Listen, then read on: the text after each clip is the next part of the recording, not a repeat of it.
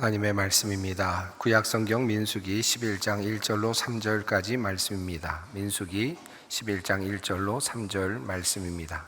주님의 말씀을 봉독합니다. 여호와께서 들으시기에 백성이 악한 말로 원망하매 여호와께서 들으시고 진노하사 여호와의 불을 그들 중에 붙여서 진영 끝을 사르게 하시매 백성이 모세에게 부르짖음으로 모세가 여호와께 기도하니 불이 꺼졌더라. 그곳 이름을 다베라라 불렀으니 이는 여호와의 불이 그들 중에 붙은 까닭이었더라. 아멘. 오늘 본문 말씀은 민수기입니다.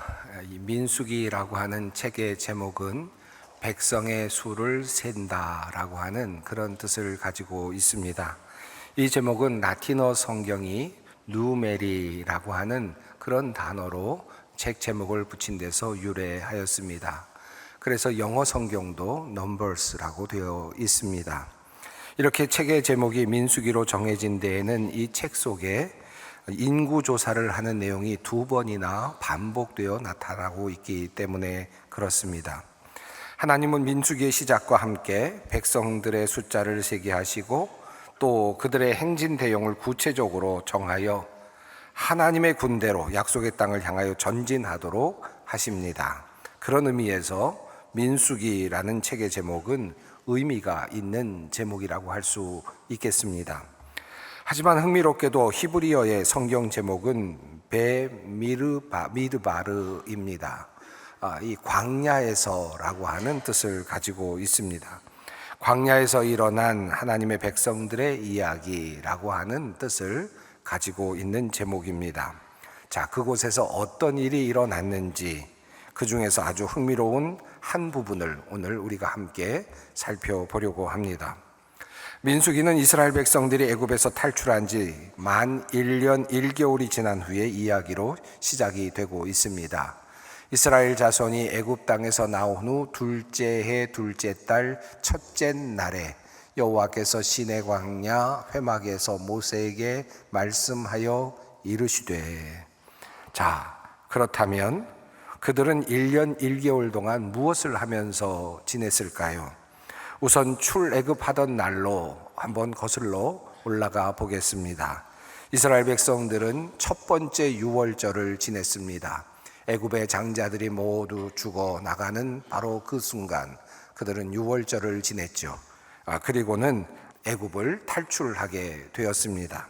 그리고 얼마 후에 홍해가 갈라지는 기적을 경험하게 되었습니다. 홍해를 건너서 그들은 시내산에 도착을 하게 됩니다. 그들이 애굽을 출발해서 시내산에 도착하기까지의 시간은 약 3개월 정도의 시간이 흘렀습니다. 그리고 그곳에서 이제 그들은 잠시 정착을 하게 되었습니다. 하나님의 말씀을 받고 그리고 성막을 짓기 시작을 하였습니다. 하나님의 성막을 완성하던 날, 그날은 바로 그들이 출애굽한 지 꼭 1년째가 되던 날이었습니다. 둘째 해 첫째 달 곧 그달 초하루에 성막을 세우니라. 자, 그리고 그달 14일에 두 번째 유월절을 지내죠. 그리고 그 다음 달 첫째 날 전쟁에 나갈 남자의 수를 계수하도록 하나님께서 명령하십니다. 바로 그 내용이 민수기 1장 1절로 2절까지의 내용이고 민수기의 시작점이기도 합니다. 자, 그리고 2월 20일, 20일이 지난 후에 이스라엘 백성들은 구름 기둥의 인도를 받으며 시내산을 떠납니다. 가나안으로 향하는 대장정의 역사가 드디어 시작된 것입니다. 둘째 해 둘째 달 20날에 구름이 증거의 성막에 떠오르매 이스라엘 자손이 시내 광야에서 출발하여 자기 길을 가더니, 이스라엘 백성들은 이 새로운 출발이 기대감으로 가득 차 있었을 것입니다. 그들은 약 10달이 넘도록 시내산 아래에 머물러 있었습니다. 그리고 그곳에서 하나님의 음성을 들었고 하나님의 임재를 두려움 속에서 경험하였습니다. 그리고 십계명을 받았고 율법을 받았습니다. 그리고 하나님께서 거하실 성막에 대한 설계도도 받았죠. 그리고 그 설계대로 성막도 만들었습니다. 성막을 중심으로 어떻게 행진할지도 또 계시로 받았습니다. 또 어떻게 머물게 될지도 하나님께서 모두 알려주셨습니다. 그리고 마침내 이제 나팔 소리가 광야에 울려 퍼졌고 구름 기둥이 떠올랐습니다. 준비는 완벽했습니다. 드디어 그들은 약속의 땅 가나안을 향해 힘찬 발걸음을 내디뎠습니다. 드디어 이제 떠나는구나. 드디어 약속의 땅을 향해 전진하는구나. 아마도 그들의 마음은 설레임으로 가득했을 것입니다. 감격이 가득 넘쳤을 것입니다. 자, 그렇게 사흘길을 떠나게 됩니다. 그들이 여호와의 산에서 떠나 3일 길을 갈 때에, 그리고 이어지는 이야기가 바로 오늘 본문의 이야기입니다. 이렇게 멋지게 출발한 지 3일째가 되던 날, 그들에게는 어떤 일이 일어났을까요? 성경은 말씀합니다. 여호와께서 들으시기에 백성이 악한 말로 원망하매. 겨우 3일이었습니다. 하나님의 임재를 눈으로 보고 그분의 세밀한 인도를 받으며 출발한 지 단 3일 만에 이스라엘 백성들의 입에서는 찬양이 아닌 원망과 불평이 터져 나왔습니다. 성경은 이들이 무엇을 원망했는지 구체적인 이유를 밝히지 않습니다. 이는 특별한 문제가 있었다기보다는 광야라고 하는 환경 자체가 주는 불편함 때문이었을 것입니다. 시내산 아래에 있을 때만 해도 그만 살만했을 것입니다. 그래도 살만했겠죠. 하지만 다시 광야로 들어서자 뜨거운 뙤약볕과 이동의 불편함이 느껴졌을 것입니다. 자연스럽게 불평이 쏟아져 나왔을 것입니다. 환경이 조금 거칠어지자 지금까지 쌓아 올렸던 일련의 은혜가 모두 와르르 무너지는 듯 보였습니다. 성경은 이들의 원망을 그냥 원망이라고 하지 않고 악한 말이라고 따로 규정을 하고 있습니다. 하나님을 신뢰하지 못하고 그분의 선하심을 의심하는 모든 불평이 하나님 보시기에 악한 말이었다라고 할 수 있겠습니다. 결국 이 악한 원망은 하나님의 진노를 촉발하고 말았습니다. 주님께서 듣고 진노하시어 그들 가운데 불을 놓아 진언저리를 살라 버리셨다. 성경은 말합니다. 성경은 이 사건이 일어난 곳의 이름을 다베라라고 부르는데 그 뜻은 바로 불사름이라는 뜻입니다. 사랑하는 성도 여러분, 왜 하필이면 이 진영의 언저리였을까요? 진영의 끝이었을까요? 성막을 중심으로 질서정연하게 행진하던 그 대형에서 진영 끝에 처져 있었던 사람들은 누구였겠습니까? 믿음의 대열에서 낙오되어 투덜거리며 억지로 걸어가고 있었던 사람들, 은혜의 중심에서 멀어져 구경꾼처럼 행진하고 있었던 바로 그 사람들이었을 것입니다. 불평은 언제나 은혜의 중심에서 멀어진 진영 끝에서부터 시작이 됩니다. 그리고 그 불평은 불길처럼 번져가죠. 야고보서에 이런 말씀이 있습니다. 혀는 곧 불이요 불의의 세계라. 혀는 우리 지체 중에서 온몸을 더럽히고 삶의 수레바퀴를 불사르나니 그 사르는 것이 지옥불에서 나느니라 라고 말씀합니다. 불평은 혀를 타고 불처럼 번져갑니다. 진영 끝에서부터 대부분 시작됩니다. 불평은 공동체의 가장 약한 곳부터 태우기 시작을 합니다. 그리고 그것은 점차 진영의 안쪽으로 파고 들어오게 되어 있습니다. 하나님께서는 그렇게 그들의 불평이 번져가는 모습 그대로 여호와의 불을 진영의 끝에 붙이셨습니다. 그 불길은 혀의 불길과 매우 무척 닮아 있었습니다. 그리고 그들의 생명을 하나씩 앗아가기 시작을 하였습니다. 저는 이 장면을 곰곰이 묵상해 보았습니다. 여호와의 불이 그들을 태웠다라고 말씀을 하지만 정작 그들을 죽음으로 몰고 간 것은 여호와의 불이 아닌, 여호와의 불이라기보다는 그들이 먼저 하고 있었던 불평의 말, 바로 불평의 불길, 혀의 불길이 아니었을까 먼저 생각해 보게 되었습니다. 하나님께서는 바로 그 죽음의 불길을 따라서 여호와의 불을 놓으셨다라고 말할 수 있겠죠. 자, 이러한 위기가 닥치자 이스라엘 백성들은 부르짖기 시작을 하였습니다. 백성이 모세에게 부르짖었다. 모세가 주님께 기도드리니 불이 꺼졌다. 위기의 순간 백성들은 비로소 자신의 무력함을 깨달았고 자신의 잘못을 깨달았고 모세에게 부르짖습니다. 그리고 모세는 하나님께 중보의 기도를 드렸고 하나님께서는 그 두려운 불을 꺼주셨습니다. 이야기는 이렇게 끝이 납니다. 오늘 본문 말씀은 아주 단순하게 1절로부터 3절까지 이어지고 마무리됩니다. 물론 여러 명의 사람들이 불평을 하다가 죽음을 당했으니 결코 이 일이 작은 일이라고는 말할 수 없겠죠. 그러나 어찌 본다면 성경의 큰 흐름 속에서 본다면 이것은 하나의 해프닝처럼 싱겁게 끝난 일이라고 말할 수도 있을 것입니다. 그렇다면 오늘 본문이 우리에게 전하는 바는 무엇일까요? 우리는 이 이야기 속에서 어떤 교훈을 얻을 수 있을까요? 앞서 민수기의 이름이 라틴어로는 수를 센다라는 뜻을 가지고 있다라고 말씀을 드렸습니다. 하나님께서는 이스라엘 백성들의 숫자를 세시면서 그들을 한 사람 한 사람 하나님의 군사로 불러주셨습니다.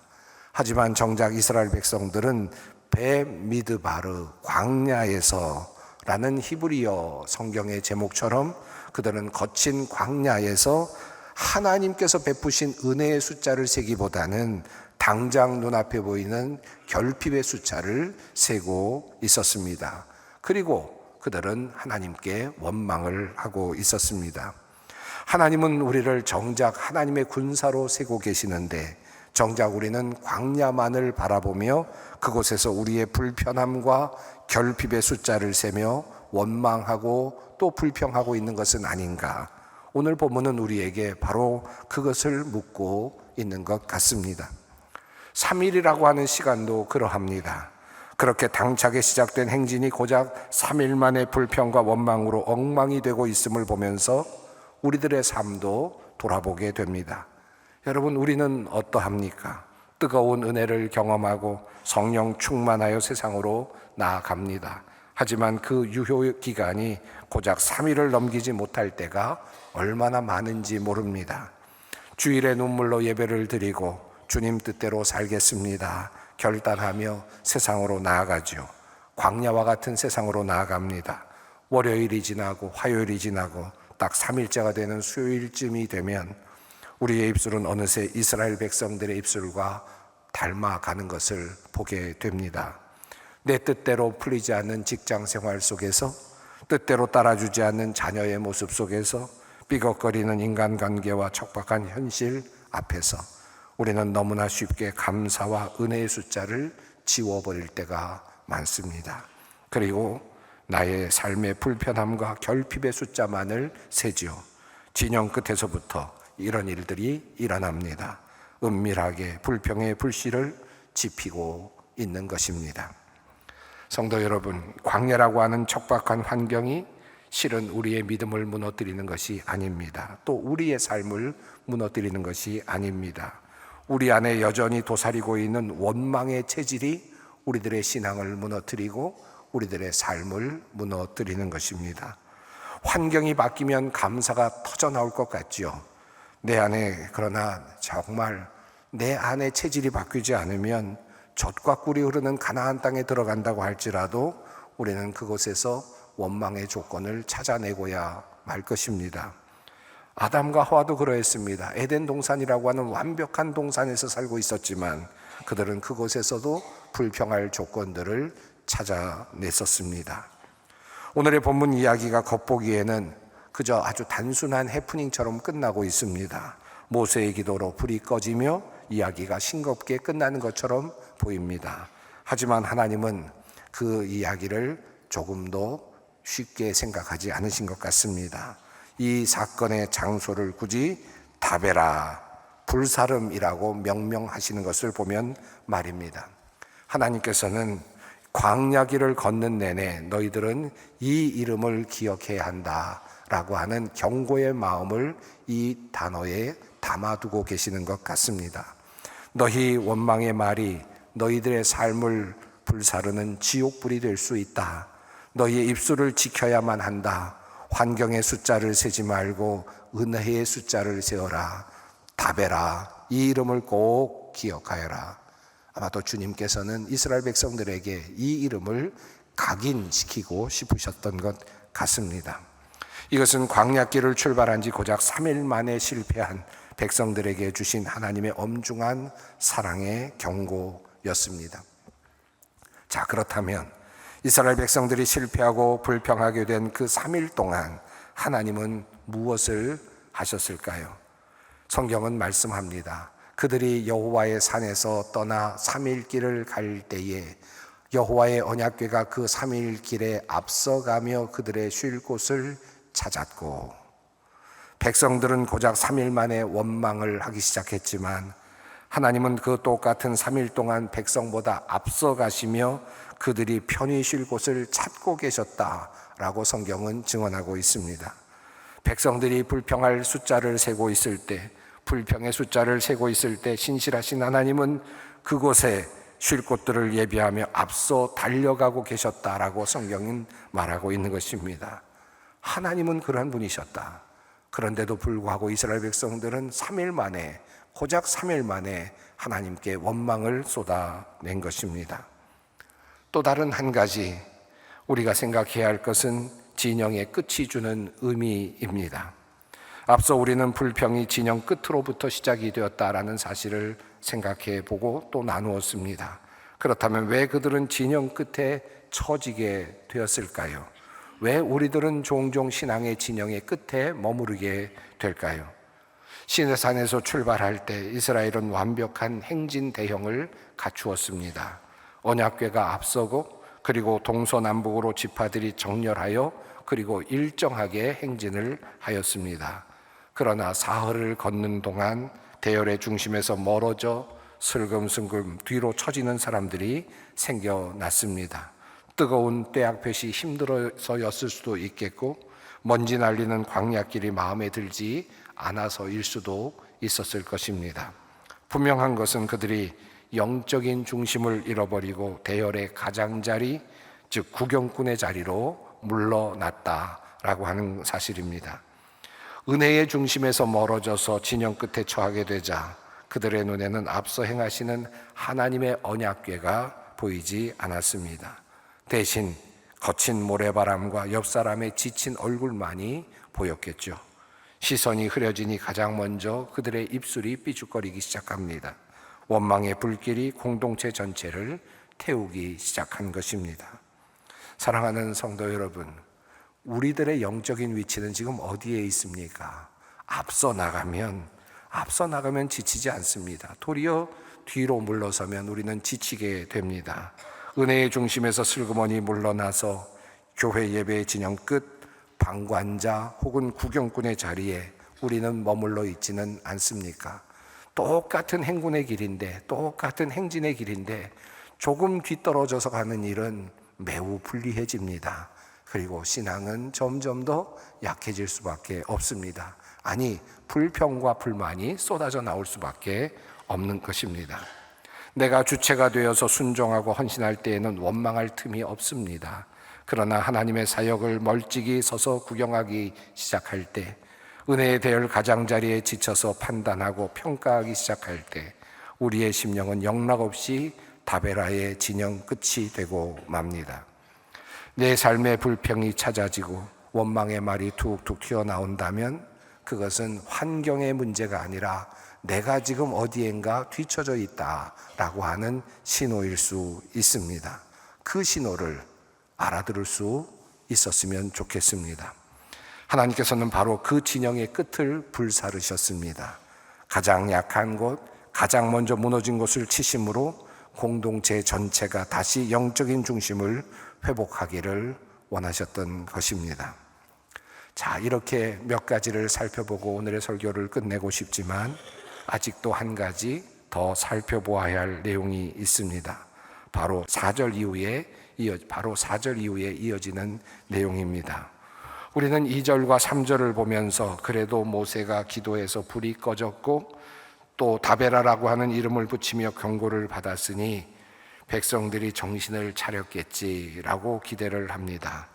하나님의 두려운 심판의 불길을 눈앞에서 보았고 그리고 동료들의 죽음을 목격했으니 이제는 달라졌을 것이다 라고 생각을 하지요.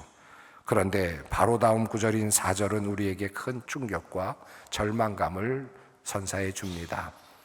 그들 중에 섞여 사는 다른 인종들이 탐욕을 품음에 이스라엘 자손도 다시 울며 이르되 누가 우리에게 고기를 주어 먹게 하랴.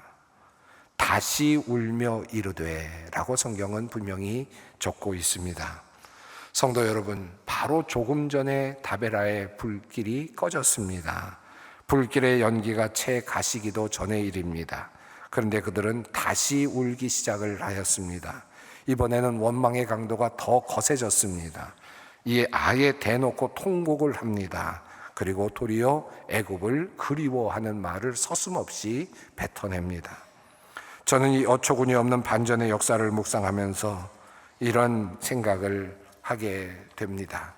불평으로 시작된 혀의 불은 마치 산불과도 같구나라는 생각을 하게 되었습니다.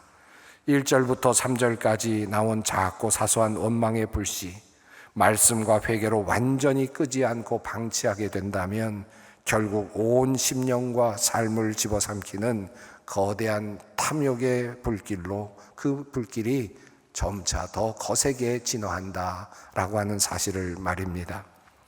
도대체 왜 이스라엘 백성들은 그 무시무시한 하나님의 불심판을 눈앞에서 경험하고도 돌아서자마자 또다시 이런 원망에 빠졌을까요? 그 이유는 단 한 가지 간단합니다. 그들이 그리워했던 바로 애굽의 맛 때문이었을 것입니다. 본 5절과 6절에서 그 백성들은 이렇게 울부짖습니다. 우리가 애굽에 있을 때에는 값없이 생선과 오이와 참외와 부추와 파와 마늘들을 먹은 것이 생각나거늘 이제는 우리의 기력이 다하여 이 만나 외에는 보이는 것이 아무것도 없도다. 여기서 우리는 인간의 아주 고약한 영적인 향수병과 그리고 기억의 왜곡을 보게 됩니다. 백성들은 지금 애굽에서 채찍질을 당하며 벽돌을 구웠던 과거, 그리고 자기 자식이 태어났을 때 나일강에 던져야 했던 바로 그 피눈물 나는 그 종살이의 고통을 모두 다 잊어버리고 있습니다. 오직 하나, 그곳에서 먹었던 자극적인 음식만을 지금 기억하고 있을 뿐입니다.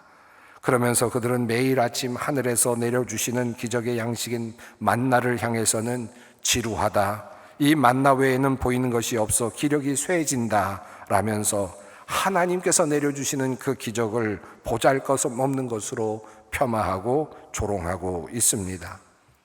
매일 아침 신선하고 담백하게 내려주시는 영의 양식보다 애굽에서 먹던 그 맵고 짜고 자극적인 맛, 부추의 맛, 파의 맛, 마늘의 맛을 달라고 어린아이처럼 떼를 쓰고 있는 그런 모습이 지금 성경이 우리에게 전해주고 있는 모습입니다. 사랑하는 성도 여러분, 이 모습이 오늘날 우리의 모습은 아닙니까? 우리 역시 뜨겁게 은혜를 받고 신앙생활을 하지요. 하지만 시간이 지나 광야 같은 지루한 일상이 반복되게 되면 은근히 예수를 믿기 전 세상에서 즐기던 자극적인 것들을 그리워하기 시작을 합니다. 여기서 애굽의 마늘, 부추와 마늘은 무엇입니까? 세상이 주는 화려한 성공, 짜릿한 육신의 쾌락, 끊임없이 우리의 뇌를 자극하는 어떤 것들, 우리의 나의 욕망을 채워주고 있는 세상의 수단과 방법들일 것입니다. 반면 광야에서 내려주는 만나는 어떤 것들입니까? 매주 똑같이 드려지는 지루해 보이는 예배, 매일 하는 묵상과 말씀의 그런 기도들, 소박하고 담백한 기도의 생활들, 그리고 성도로서 살아가야 하는 거룩하고 단순한 삶의 여정들일 것입니다. 오늘날 많은 성도가 영적 권태기를 겪으면서 이렇게 말을 합니다. 교회에 와도 재미가 없다, 예배가 지루하다, 말씀만으로는 나의 타는 목마름과 현실의 문제가 채워지지 않는다라고 말을 하죠. 여러분, 왜 그런 줄 아십니까? 환경이 나빠서가 아닙니다. 이미 우리의 영적 입맛이 세상의 자극적인 부추와 마늘에 중독되어 버렸기 때문입니다. 하나님의 말씀이 모자라서가 아닙니다.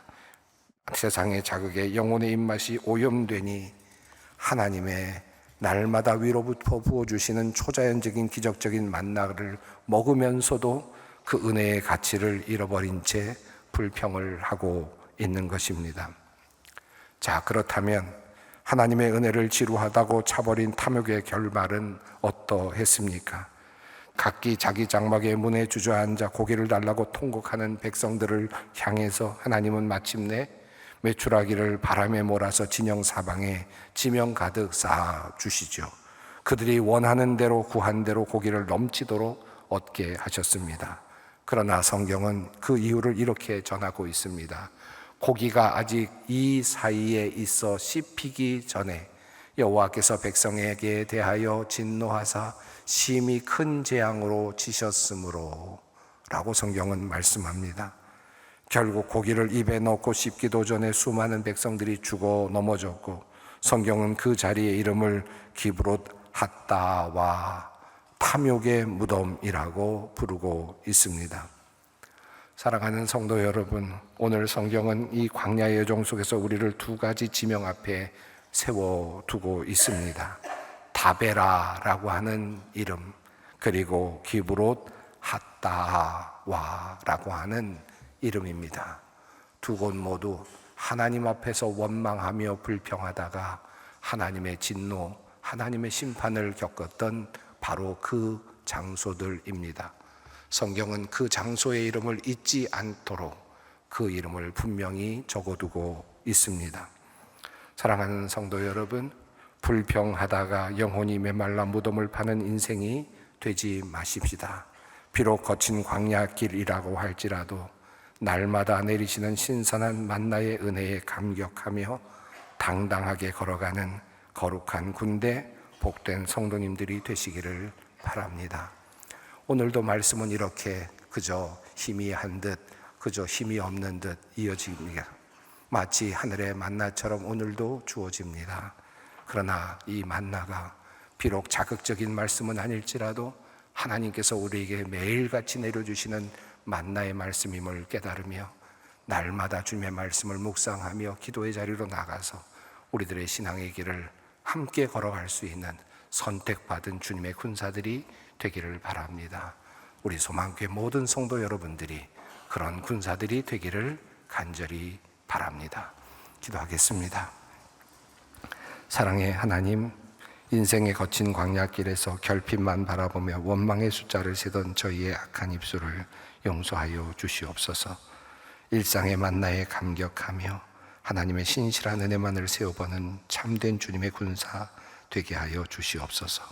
예수 그리스도의 이름으로 기도드리옵나이다.